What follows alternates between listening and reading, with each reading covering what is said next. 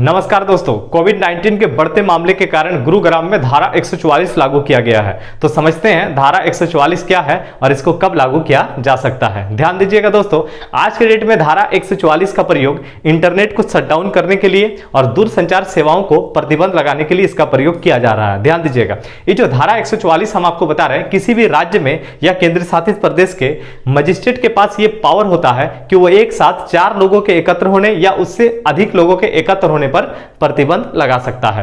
ये जो धारा 144 हम आपको बता रहे हैं, किसी भी जिला मजिस्ट्रेट या फिर किसी भी राज्य सरकार के अधिकारी के पास ये पावर होता है कि कोई भी उपद्रव, कोई भी ऐसा घटना यदि घटित हो जाए तो ऐसी स्थिति में वो धारा 144 को लागू कर सकता है। देखिए, धारा 144 किसी विशिष्ट व्यक्ति या फिर याद रखिएगा आम जनता के खिलाफ भी इसको लागू किया जा सकता है।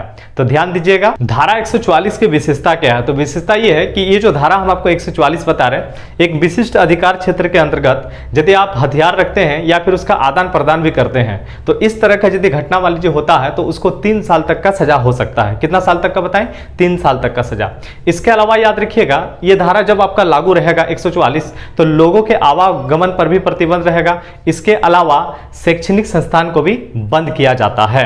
ठीक है, इसके अलावा किसी भी तरह का कोई जनसभा या फिर याद रखिएगा कोई रैलियों पर भी प्रतिबंध लगाया जाता है। इसके अलावा ये इंटरनेट को शटडाउन करने का भी अधिकार देता है। धारा 144 के अवधि का यदि बात करते हैं तो धारा 144 जब एक बार लागू होगा तो इसको हम 2 महीना तक चला सकते हैं। इसके अलावा राज्य सरकार के अनुसार राज्य सरकार जब चाहे इसको आगे बढ़ा सकता है। तो राज्य सरकार इसको आगे तो बढ़ा सकता है, लेकिन ज्यादा से ज्यादा इसको 6 महीना तक ही आगे बढ़ाया जा सकता है, उससे ज्यादा आगे नहीं बढ़ाया जा सकता है। तो आपको याद रखना पड़ेगा कि धारा 144 यदि लागू होता है तो कितना दिन तक, एक बार में तो 2 महीना तक। उसके बाद राज्य सरकार चाहे तो इसको बढ़ा सकता है, लेकिन इसको क्या हम 6 महीना से ज्यादा बढ़ा सकते हैं? तो इसको 6 महीना से ज्यादा नहीं बढ़ा सकते हैं। लेकिन कभी भी सामान्य यदि स्थिति हो जाता है, परिस्थिति यदि सामान्य हो जाता है तो फिर हम धारा 144 को वापस भी ले सकते हैं। ठीक है, धारा 144 और कर्फ्यू में यदि अंतर का बातचीत हम करते हैं तो देखिए, धारा 144 और कर्फ्यू में सिर्फ इतना अंतर है कि धारा 144 जो है ये एक साथ 4 लोग या उससे ज्यादा लोगों के एकत्र होने पर